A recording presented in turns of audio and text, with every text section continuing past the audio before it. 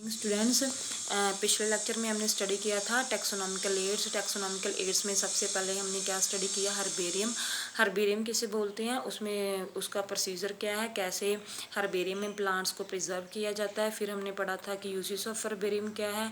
आगे हमने important herbaria के बारे में पढ़ा था, जो आपने कि याद रखने हैं पेपर में, नीट में बोटानिकल इंपॉर्टेंट हर्बेरिया के बारे में क्वेश्चन आते हैं। आज हम पढ़ेंगे नेक्स्ट टेक्सोनॉमिकल एड्स, वो क्या है, बोटानिकल गार्डन्स की definition. Botanical gardens are large site tracts where plants of different types and areas are grown. Means ये बड़े साइज के ट्रैक्ट होते हैं, फील्ड होती हैं, वहाँ पे क्या होता है कि जो प्लांट्स अलग अलग एरिया के होते हैं और अलग अलग टाइप के एरिया के प्लांट्स एक ही फील्ड में ग्रो किए जाते हैं। किस पर्पस के लिए, for scientific and educational purposes. It is of natural and economic importance. इनकी नेचुरल और इकोनॉमिक इंपॉर्टेंस बहुत होती है। नेचुरल इंपॉर्टेंस क्या है कि ये जिस एरिया में ग्रो करते हैं उसमें पोल्यूशन कम होता है। बोटानिकल गार्डन्स क्योंकि ग्रीनरी प्रोवाइड करते हैं, बहुत सारे प्लांट्स ग्रो किए जाते हैं और प्लांट्स क्या होते हैं, पोल्यूशन को कम करते हैं। एंड इकोनॉमिक इंपॉर्टेंस मीन्स हमें आर्थिक मदद कैसे मिलती है। कुछ प्लांट हैं जैसे कि जेट्रोफा है, वो एक बायोडीजल प्लांट है। जेट्रोफा से हमें डीजल मिलता है और इस प्लांट को for economic important her botanical gardens में ग्रो किया जाता है। It was first found by the Theophrastus. सबसे पहला बोटानिकल गार्डन्स किसने ग्रो किया था, थियोफ्रेस्टस ने। थियोफ्रेस्टस को फादर ऑफ बॉटनी भी कहा जाता है। और अरिस्टोटल हमने पढ़ा था, वो है फादर ऑफ जूलॉजी। ये आपने जरूर याद रखने हैं। Botanical garden where trees and shrubs are grown, means वो वाले बोटानिकल गार्डन जिनमें से ओनली ट्रीज एंड श्रब्स होती हैं। श्रब्स आपको पता है छोटी छोटी झाड़ियाँ होती हैं, और where trees and shrubs are grown, these botanical gardens are called as the arboretum. The largest botanical garden of India कौन सा है, Indian botanical garden Howrah, Shivpur, Calcutta में है ये। नेशनल बोटानिकल रिसर्च इंस्टीट्यूट कहाँ है, लखनऊ में। ये हमारे इंडिया के बोटानिकल गार्डन है। लॉयड बोटानिकल गार्डन दार्जिलिंग में। Garden of Indian agriculture institution Dehradun. Botanical gardens, अब हम पढ़ेंगे कि बोटानिकल गार्डन्स में कौन कौन सी चीज़ें होती हैं। सबसे पहले क्या है, उसमें क्या होते हैं, आउटडोर प्लांट्स। ये तो हमें पता है कि जो प्लांट्स धरती में ग्रो करते हैं, मीन्स जिनको खुली जगह चाहिए ग्रो करने के लिए, मीन्स जैसे कि ट्रीज होते हैं, इसमें आउटडोर प्लांट तो होंगे ही। आगे है ग्रीन हाउसेस में वो वाले प्लांट ग्रो किए जाते हैं जिनको ग्रो करने के लिए एक स्पेशल टेम्परेचर और स्पेशल कंडीशन चाहिए। ये ग्रीन हाउस की ग्रीन शील्ड होती है। आगे है लाइब्रेरी होती है। लाइब्रेरी में सभी प्लांट्स, लाइब्रेरी में बुक्स पढ़ी होती हैं प्लांट्स के रिलेटेड, जिनमें क्या उनकी स्टडी की जाती है। फिर है रिसर्च लेबोरेटरी, और बोटानिकल गार्डन्स में एक रिसर्च लेबोरेटरी भी होती है जहाँ पे प्लांट्स पर रिसर्च की जाती है। आगे हर्बेरियम के बारे में आपने पढ़ा ही है। फिर है इसमें museum.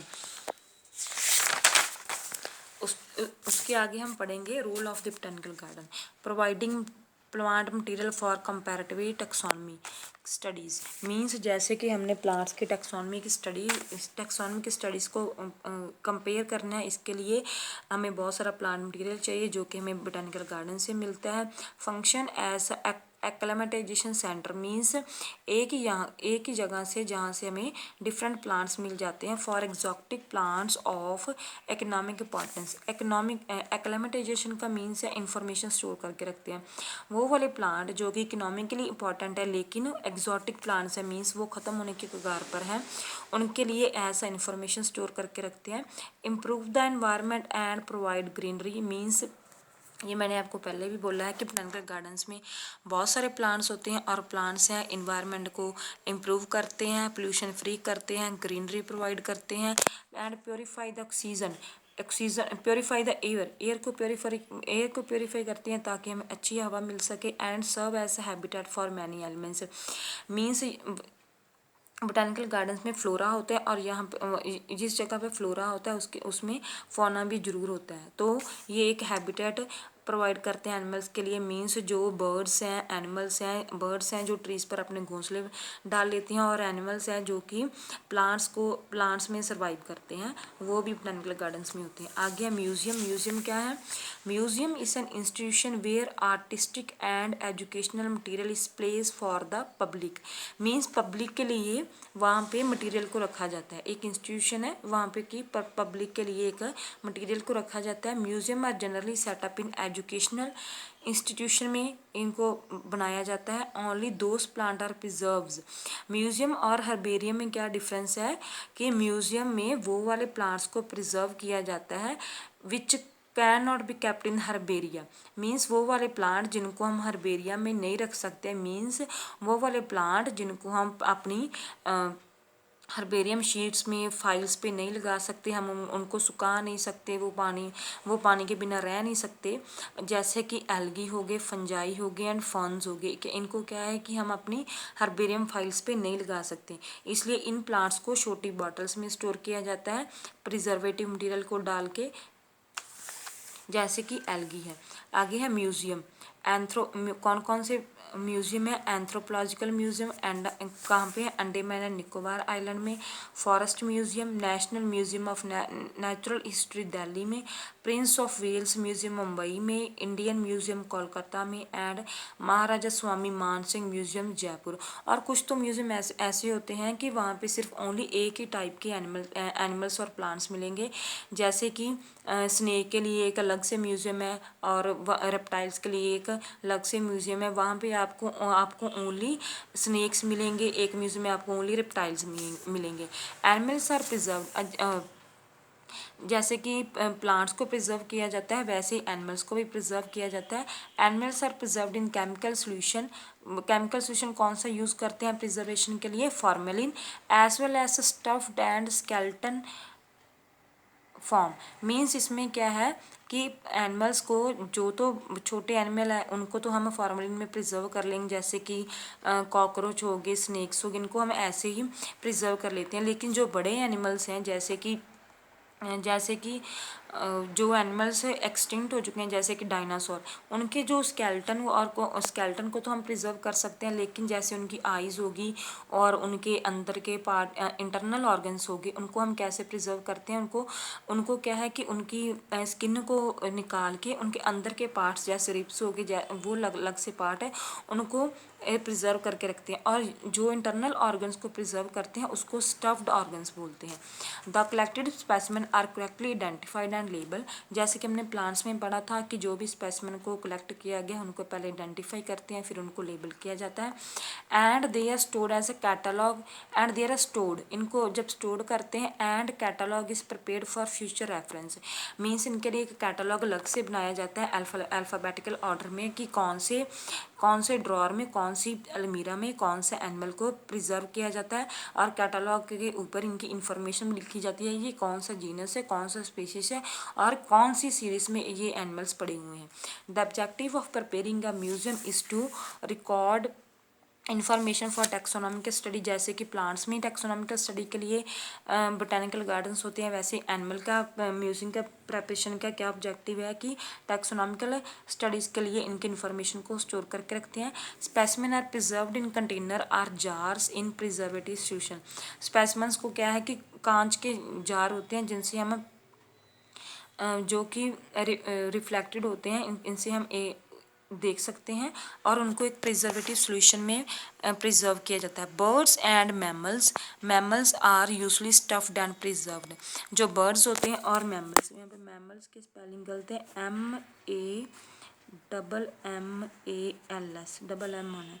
Birds and mammals are usually stuffed and preserved. वैसे ही जैसे कि बड़े एनिमल्स के इंटरनल ऑर्गन को स्टफ किया जाता है, वैसे बर्ड्स एंड एनिमल्स का किया जाता है। नेक्स्ट टैक्सोनॉमिकल एड्स है जूलॉजिकल पार्क। जू मीन्स में जैसे हमने पढ़ा हुआ है कि चिड़ियाघर बोलते हैं इनको, इनमें ओनली चिड़ियाँ नहीं होती, इसलिए हम इनको वाइड नेम दिया गया है जूलॉजिकल पार्क्स, जिसमें अलग अलग तरह के एनिमल्स होते हैं। An enclosed place where live wild animals are kept. इसमें क्या है कि जूलॉजिकल पार्क में लाइव एनिमल्स रखे जाएंगे। Enclosed place where live wild animals, जो कि जंगल में रहते हैं, are kept for public exhibition के लिए इनको कैप्ट किया जाता है। और जूलॉजिकल पार्क में क्या है कि ज़्यादा नेचुरल इन्वायरमेंट दिया जाता है, provide more in natural environment, उनकी ज़्यादा देखभाल की जाती है।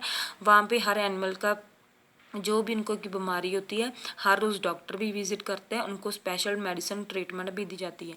Scientific purposes is to breed the animals, zoological park का साइंटिफिक पर्पसेस क्या है, is to breed the animal where which otherwise are facing a threat in their natural, means वो वाले एनिमल्स जिनका कि ख़त्म होने का डर है उनको ब्रीड भी किया जाता है, उनकी ब्रीडिंग की जाती है उनकी रेसिस को मेंटेन करने के लिए, नहीं तो वो जो एनिमल है ख़त्म हो जाएंगे, इसलिए जूलॉजिकल पार्क में उन एनिमल को ब्रीड भी किया जाता है।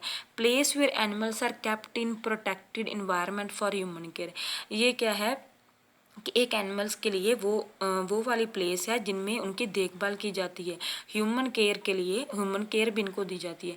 Information about common and scientific name is also played, जब भी आप जू में जाते हैं तो आप देखेंगे कि किसी भी पिंजरे में जैसे कि लॉयन होगा और टाइगर होगा, उसके पिंजरे के ऊपर एक प्लेट लगी होगी, उसके ऊपर उसका कॉमन नेम और उसका साइंटिफिक नेम दोनों मेंशन किए होंगे। Food habitat and behaviour of animals study, इसमें क्या है जूलॉजिकल पार्क में सबसे पहले देखते हैं कि कौन सा ये भी स्टडी किया जाता है कि किस एनिमल का कौन सा फूड है, उसका बिहेवियर क्या है, उसका हैबिटेट क्या है। Sources of tourist distraction means वहाँ पे जब छुट्टियाँ होती हैं तो बच्चे हैं कि जू देखने जाता है तो वो बच्चे घूमने जाते हैं, ये एक टूरिस्ट अट्रैक्शन का भी सोर्स है।